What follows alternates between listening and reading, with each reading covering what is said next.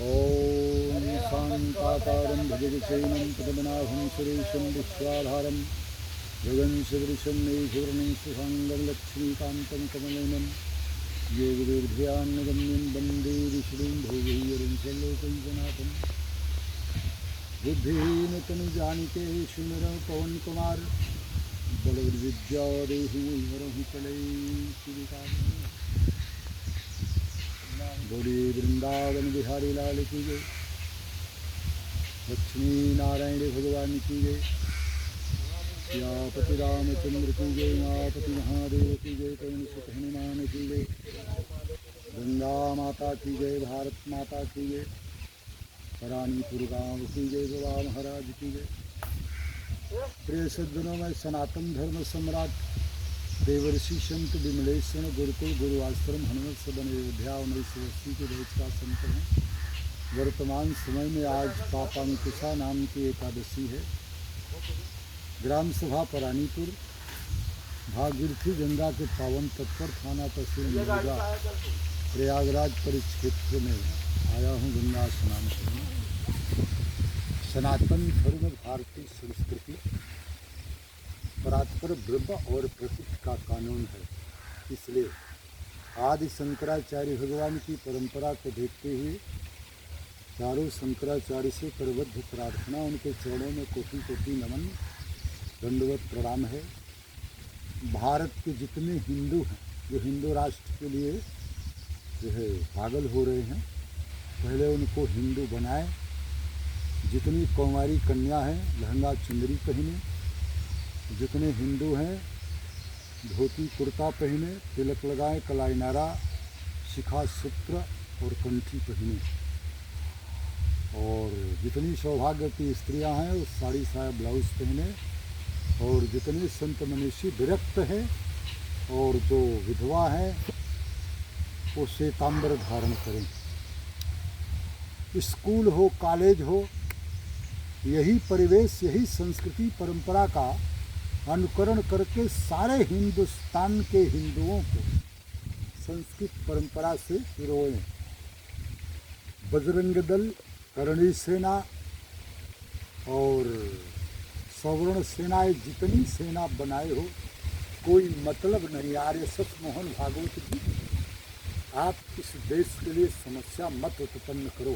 केवल सबकी, जितने हिंदू हो सबकी आवाज़ हो। हिंदू राष्ट्र नहीं, संस्कृत राष्ट्र चाहिए। गर्व से कहो कि हम भारतीय हैं। सप्तद्वीप नौखंड में महाराज मनु, इस देश के जब ब्रह्मा ने सृष्टि रचा, महाराज मनु पहले राजा हुए और भारत के इस भूमंडल के सबसे पहले संविधान का नाम है मनुस्मृति। इसलिए जो सनातन धर्म है, प्रकृति है और पुरुष जिसे परात्पर ब्रह्म, महाब्रह्म, पूर्ण ब्रह्म कहते हैं, उसका जो कानून है उसी का नाम है स्मृति, श्रुति, नीति और संस्कृति। वही लागू कर दो। संपूर्ण विश्व में भारत जगत गुरु हो जाए, भारत चक्रवर्ती सम्राट हो जाए। नहीं सो कलिकाल कठिन उर्गारी, पाप परायण सब नर नारी। तामस अधिक रजो गुण थोड़ा, कल स्वभाव विरोध जब ओरा। चारों ओर हाहाकार मचा हुआ है। विश्व का सबसे भ्रष्ट राष्ट्र, विश्व का सबसे रिश्वतखोर चोर राष्ट्र। बलात्कार यहाँ होता है, चोरी डकैती छीने की मर्डर एक्सीडेंट यहाँ होता है। उसका जिम्मेदार आपकी देश का संविधान है और देश के नेता हैं और देश का जो संगठन है। दुनिया का कोई मुसलमान, हमने पहले ने बताया कि न तिलक लगाएगा न धोती पहनेगा।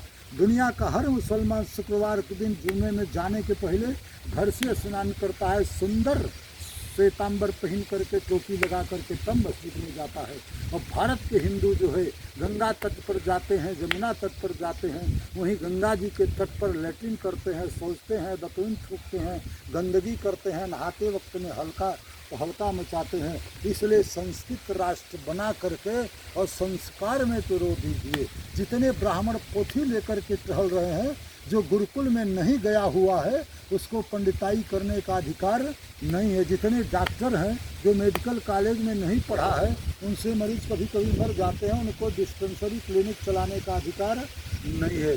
कथा, राम की कथा, कृष्ण की कथा, भागवत की कथा, नौ महजब एको जी हुई, नारी पुरुष चराचर कोई हर जाति कह सकता है।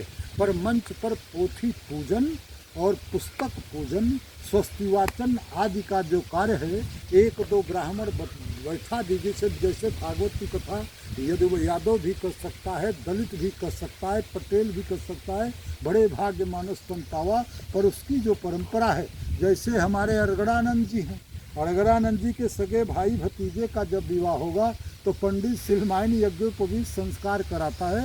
उसी तरह से पोथी पूजन पंडित से करवा के, स्वस्तिवाचन पूजन सारे करा करके उसके बाद पंडित को जो है बीज मंत्र माला जपवाइए।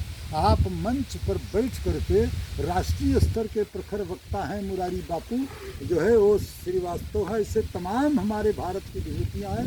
कथा कहने का हर स्त्री पुरुष को अधिकार है, पर जो कथा की संस्कृति परंपरा नीति है उसके तदनुरूप जो है, जो सनातन धर्म की परंपरा है उसके तदनुरूप कार्य हो। तो कर्म ही पूजा है, धर्म ही रास्ता है। इन्हीं चंद शब्दों के साथ वाणी को विराम।